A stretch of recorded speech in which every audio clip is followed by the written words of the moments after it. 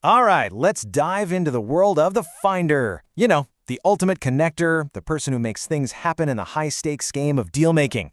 It's a role that promises some incredible rewards, but wow, it is packed with hidden traps. So today, we're going to build a playbook that helps you get the strategy right while staying on the right side of the law. It's this classic tale of two realities, right? On one side, you have the incredible promise. We're talking financial freedom, building a network of seriously powerful people, and just that pure adrenaline rush you get from closing a huge deal. But on the other side, a single misstep can lead to absolute catastrophe. Massive SEC fines, a reputation that's destroyed forever, and yeah, even the possibility of jail time. And that line between the two, it is razor thin. Okay, so here's our game plan for today. First, we'll get a handle on the high-stakes landscape. Then, we'll define the SEC's absolute bright red line you cannot cross. From there, we'll get into the fun stuff, the real art of the deal, before laying out a super practical playbook for closing. And finally, we'll pull it all together so you know what it really takes. So, first things first, we have to understand the game itself. And let me be clear, this isn't just about grabbing a coffee and making a few introductions. Being a finder is a serious professional job, and the whole field is governed by some very real rules with very real consequences. And this right here, this is the heart of the risk. There's a specific term the SEC uses, broker-dealer. If you act like one, but you're not registered, the hammer comes down hard. They can literally shut you down, force you to give back every single dime you ever earned, and even slap you with civil and criminal penalties. Now here's where things get kind of interesting. The law doesn't really have a neat definition for what a finder is. Nope. Instead, it defines a finder by what they are not, which means your entire strategy, your whole business model, has to be built around carefully avoiding a very specific list of activities. And this is the definition you have to tattoo on your brain. The SEC says a broker is anyone affecting transactions in securities for the accounts of others.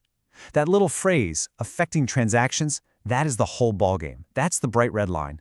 As a finder, your job is to make that perfect introduction, and then step back before you even get close to crossing it. So what does affecting transactions actually mean? Well, think of these as the landmines. Getting involved in negotiations, helping structure the deal, giving advice on what something is worth, all totally out of bounds. But look, pay very close attention to that third one, receiving a fee based on the transaction, a commission. That is the single biggest red flag for regulators. It's like a giant flashing neon sign. And if you don't believe me, listen to the SEC themselves. They could not be more direct about this. Basically, if your paycheck is tied to whether or not a deal goes through, or how big it is, the SEC sees you as a broker. Period. End of story. In their eyes, that commission gives you an incentive to push a sale, and that's a big no-no. And if you're thinking, that's just some legalese, they probably don't enforce it that much, think again. This isn't some theoretical number.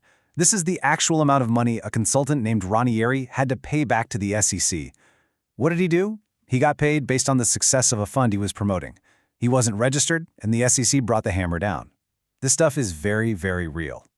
Okay, so we know what not to do. We've talked a lot about the legal landmines, but is that all there is to it? Is success just about not breaking the law?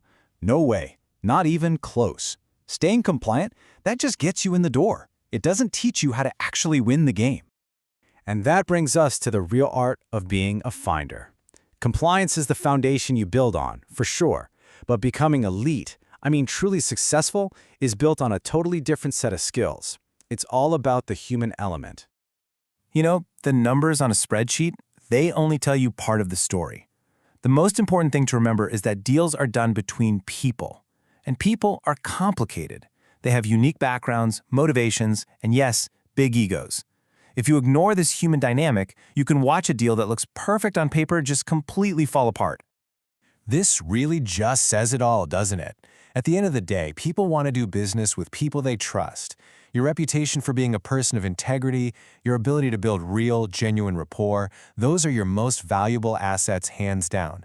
Clients aren't just relying on your network, they're relying on your character. So what does this actually look like in practice? Well, an elite finder has genuine empathy for everyone at the table. They can manage that delicate dance of egos when things get heated in a negotiation. They communicate clearly and transparently. And, maybe most importantly, they understand that sometimes the smartest, wisest move is to advise a client to walk away from a bad deal. That builds trust for the long haul. All right, we've covered the legal red lines, we've talked about the human element. Now, let's get tactical. Let's build a concrete, step-by-step playbook for taking a deal from that very first contact all the way to a signed contract. Look, you can't close deals if you don't have deals in the pipeline. It's that simple. The top finders don't just sit by the phone and wait for it to ring. No way. They build systems. They use tools like LinkedIn automation to start conversations at scale, creating a steady, predictable flow of new opportunities. So once you get a lead, what's next? You need a process. And this 3-call strategy is pure gold. Step 1, the first call is just for discovery. You shut up and you listen. You need to understand their problem inside and out. Step 2, the assessment call. This is where you show your value by talking about your portfolio and past successes. But, and this is key, you don't solve their problem for free. And step 3, from that second call on, you are always closing. You always end the call with a specific request to book the next meeting.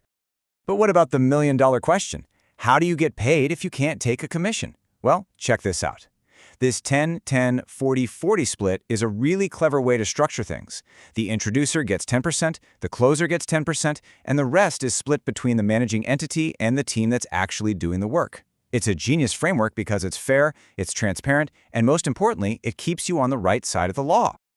Okay, time to bring all these pieces together. We've talked legal stuff, we've talked about the art of the deal, and we've talked tactics. So what does the complete picture of a top-tier finder really look like? Here it is, your complete toolkit. A successful finder, number 1, knows the law inside and out and stays far away from that red line.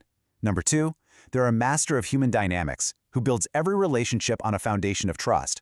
Number 3, they are a disciplined operator with a repeatable playbook for getting deals done. And finally, they use smart, fair compensation structures that keep everybody happy and legal. So I'll leave you with this question to chew on. In a world that is just getting more and more regulated, what's ultimately the more valuable skill? Is it knowing all the complex rules, or is it mastering the timeless art of understanding people? The truth is, the best in the business know you can't pick one, you have to have both. They're two sides of the same very, very valuable coin.